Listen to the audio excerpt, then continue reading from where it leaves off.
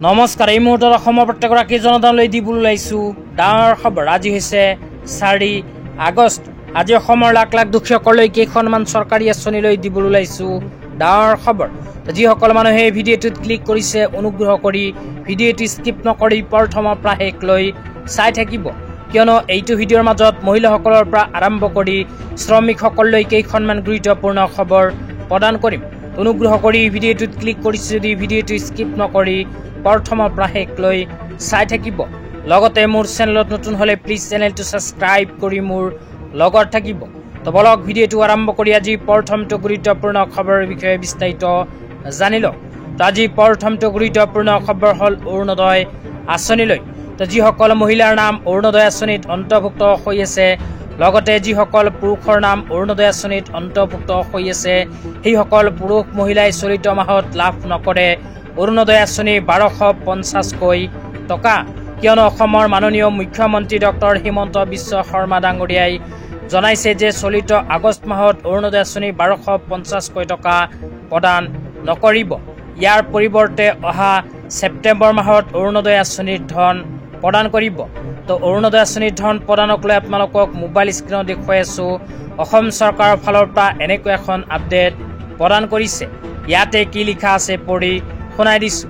ইয়াতে লিখা আছে, অসম চৰকাৰে এখন ধ্বজাবাহী জনকল্যাণমুখী আঁচনি অৰুণোদয় আঁচনি, যাৰ জৰিয়তে অসমৰ লাখ লাখ মহিলা আত্মনিৰ্ভৰশীল আৰু স্বাৱলম্বী হৈ উঠিছে।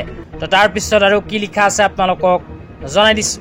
তাৰপিছত লিখা আছে, চলিত বৰ্ষত 17 ছেপ্টেম্বৰ তাৰিখে মাননীয় প্ৰধানমন্ত্ৰী শ্ৰী নৰেন্দ্ৰ মোদী ডাঙৰীয়াৰ জন্মদিনৰ লগত সংগতি ৰাখি অৰুণোদয় 3.0ৰ শুভ আৰম্ভ কৰা হ'ব। এই আঁচনিৰ নতুন পৰ্যায় ৰূপায়ণ হোৱাৰ পাছত 40 লাখৰো অধিক লোক উপকৃত হ'ব।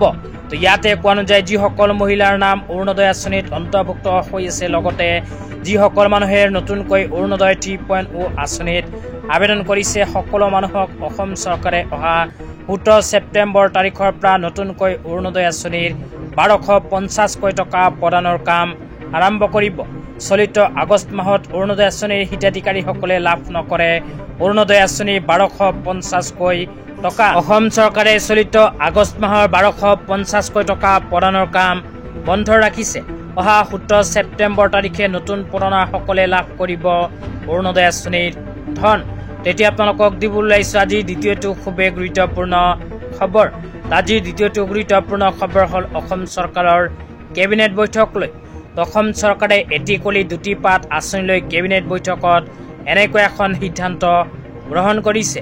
তো ইয়াতে লিখা আছে, এটি কলি দুটি পাত লৈ বিত্তীয় অনুমোদন।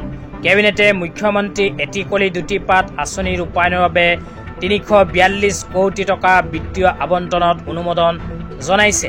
যোগ্য বিবেচিত চাহ বাগিচাৰ প্ৰায় 7 লাখ শ্ৰমিক আৰু কৰ্মচাৰীক 5,000 টকাৰ এক কিস্তি এই পৰিমাণৰ বিতৰণ কৰা হ'ব।